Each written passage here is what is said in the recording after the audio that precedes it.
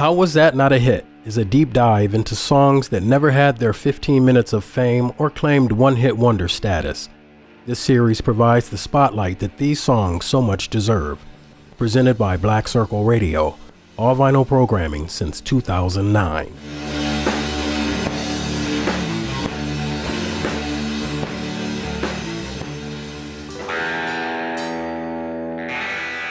Hey, welcome to episode 2 of How Was That Not a Hit?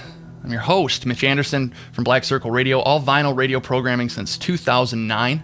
In this episode, we're diving into a band called Rasputin's Stash, some pretty awesome underground funk from 1971, originally released on Coalition Records, and we are going to be talking about the song Mr. Cool. It's track 5, side 1 of their debut record. So the band... Hey, it's Mitch. So, with this episode, we actually got in contact with a guy named Paul Coleman, and he was one of the founding members of Rasputin's Stash. And the reason this video is in place is because he let us know that there was actually some information that we had in the video that was incorrect. And so we wanted to make sure that we got everything right and was up to the artist's standard. And so that's what we're doing. I had a really cool text thread conversation with him where he gave me all the information that I needed to know, and so I'm going to actually be reading that text thread, and there's going to be some images of the text thread so you can follow along on your screen. But it's just been a real privilege and awesome to be talking to one of the members of Rasputin Stash, and Paul's a really, really nice guy, and hopefully it's going to work out where he comes on the radio show sometime this summer and we grab a couple beers. Thanks for the brief interruption, and enjoy some true facts. In the words of Paul Coleman, the video is great, very nice, except one thing: certain information is false, printed by overzealous people. 1. I was not the leader of Stash. We had no real leader, but if we had to name one, it would have been Martin Dumas, then myself. No one really wanted to get out and hustle the jobs. Martin was the motivator. He would call me and we would hustle club gigs together before signing with major labels. Truthfully, I never wanted to assume that responsibility. Martin was a Taurus. His nose would get wide when he thought I didn't want to do it. It was always the two of us. Martin Dumas and Vince Willis wrote Mr. Cool. Rasputin Stash toured with David Rufin. Sure, I played keyboards and sung right with him. A memorable experience. Guys get information mixed up when they print it without a fact check. Because I was an orchestra leader and fronted many bands through the years, they mixed it up and said I was the leader of Stash, the brainchild of the beginning. In fact, we transitioned into Stash from the Fantastic Epics, a fantastic show group, dancing from table to table, flips in the air, horns walking the room, acrobatics unchained. There were many misprints. I hope I can straighten them all out, or else I'll have a lot of people mad at me. Thanks for taking the time to set this right, Paul. Hope you enjoyed the episode. Unbelievable. Let's hear Mr. Cool from Rasputin Stash. Hey, Jim. Who's this dude walking down the street looking like he into something? They call him Cool. Who? Mr. Cool. Oh, dear.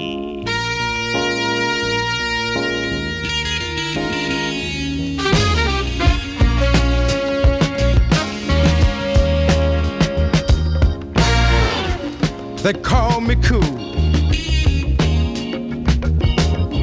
'cause I got more glide in my stride and more dip in my hip.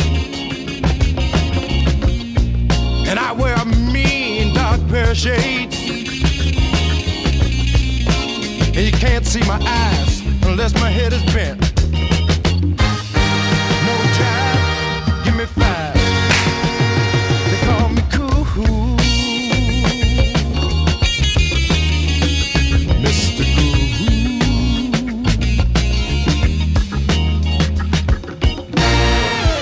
I drive a long white pig,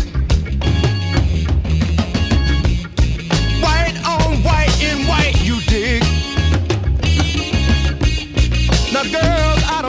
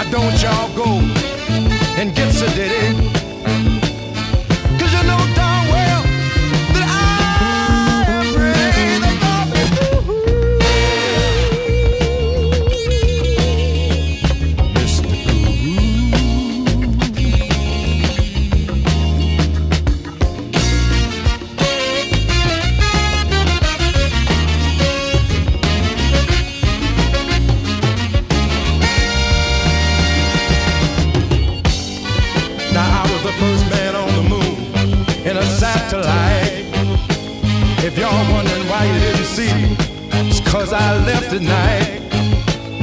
And when I planted my flag and made my claim, I turned to the moon folks and hollered, what's my name? And they called me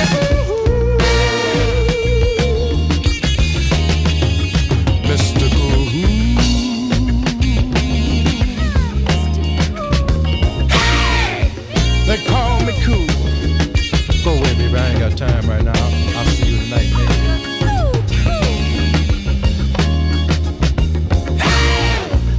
They call me cool.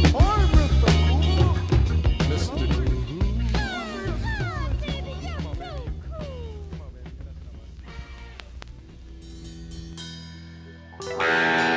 So that was Mr. Cool by Rasputin Stash, and I feel really, really cool just listening to it. Mike, how do you feel about that? I almost feel too cool. White on white on white, you dig? I dig.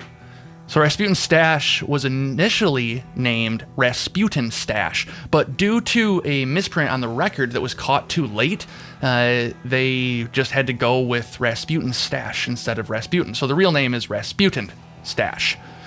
Couple tidbits, some wink winks of info.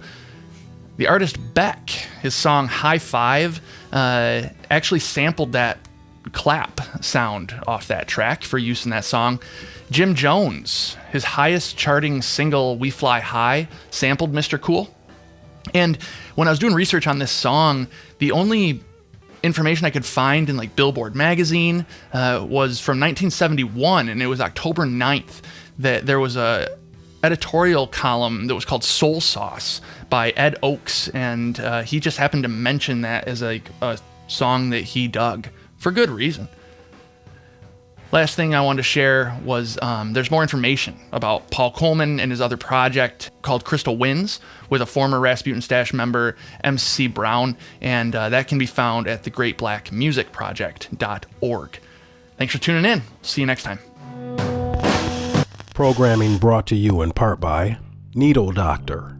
In my experience, Needle Doctor provides audio enthusiasts such as myself with a service that allows anyone, no matter their personal experience with hi-fi equipment, a safe space to ask questions regarding their own personal sound system issues or wanted upgrades. Needle Doctor is supporting How Is That Not a Hit by providing a different phono cartridge, or simply the needle as my mom calls it, every month for you to hear in use. This month we're showcasing the Ortophone 2M Red, which in my opinion is a perfect place to begin your upgraded listening journey at an awesome price. Groove Washer. I've tried many record cleaning products and none compare to Groove Washer. It's magic sauce. It's so good, in fact, that Groove Washer was chosen to create a custom version of their product that is currently used and sold at Third Man Records. That rules. I use the G2 cleaning solution and brush on our records, and we also use their stylus cleaner and solution. I found that cleaning the stylus every 4 records with 1 drop of the good stuff makes for a much more consistent and enjoyable listening experience. Vinyl Me Please.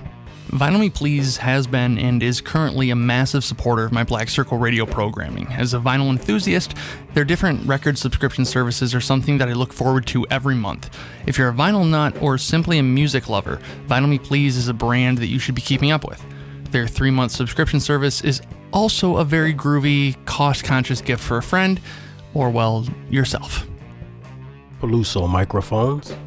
Black Circle Radio is officially a part of the Peluso microphone artist community. This small, passionate company makes microphones that I'm genuinely excited about. I've used many different makes and models of microphones since I began broadcasting and engineering, and I've come to greatly appreciate A, the price point, and B, the attention to detail of Peluso microphones. We use the 2247 large diaphragm tube condenser, which you're hearing right now, for all of our vocal production. Audio Quest. The AudioQuest Nighthawk Carbon headphones are what we use to mix, monitor, and enjoy while we're in our studio space. Our world-renowned videographer, Mike, from Mike Stifler Studios, you've definitely heard of him, uses the Night Owl Carbons to cancel out any and everything that he doesn't want to hear while filming. The leather carrying case they come in is simply a bonus. Check out AudioQuest on needledoctor.com. This has been a Black Circle Radio production.